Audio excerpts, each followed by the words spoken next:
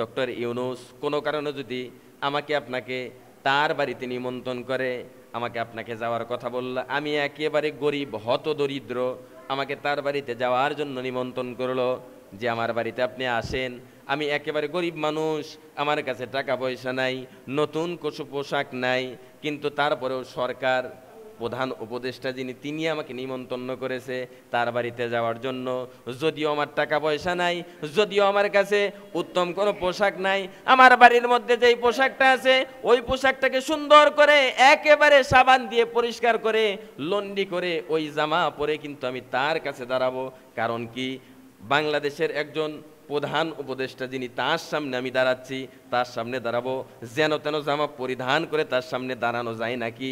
আমার একটা পেস্টিস আছে না, তার সামনে যে দাঁড়াবো উত্তম পোশাক পরিধান করেই তো আমাকে দাঁড়াতে হবে। কারণ বাংলাদেশের প্রধান উপদেষ্টা 18 কোটি মানুষের একেবারে প্রধান, তার সামনে আমি দাঁড়াচ্ছি, উত্তমতম পোশাক পরিধান না করে দাঁড়ানো যায় না। লোকে আমায় কি বলবে? আর প্রধান উপদেষ্টা উনিই আমাকে কি বলবে? একেবারে সিরাফারা বাঁকা তেরা জামা গায়ে দিয়ে আমার সামনে দাঁড়াইছে। বাংলাদেশের মাত্র একজন প্রধান উপদেষ্টা, তার সামনে যদি আপনাকে দাঁড়ানোর কথা বলা হয়, আপনি সদা সর্বদা চেষ্টা করবেন আমার যে উত্তম পোশাক রয়েছে সেই পোশাকটা, সবচাইতে দামি পোশাকটা আমি পরিধান করে তার সামনে দাঁড়াবো।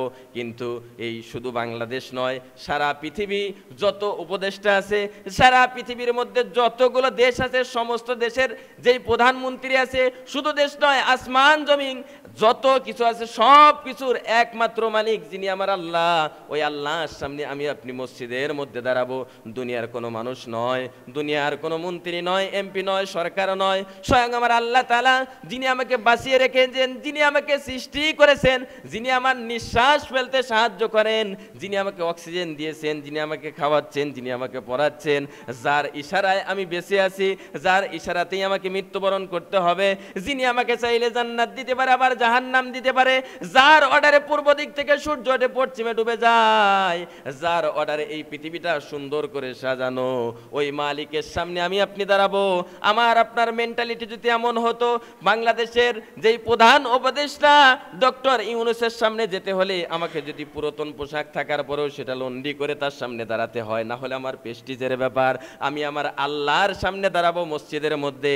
আমি যদি একবার আমার ব্রেনটা খাটাইতাম তাহলে মসজিদের মধ্যে পুরন পোশাক পরে কোনোদিন আসতে পারতাম না। কারণ দুনিয়ার কোনো বাচ্চা নয়, সকল বাচ্চার বাচ্চা যিনি, সেই আল্লাহর সামনে আমি নামাজে দাঁড়াবো। ওই আল্লাহর সামনে কেমনে পুরন জামা গায়ে দিয়ে দাঁড়াই, ওই আল্লাহর সামনে কেমনে আমি আমার সিরা জামা গায়ে দিয়ে দাঁড়াই, আমার তো বড় লজ্জা লাগে।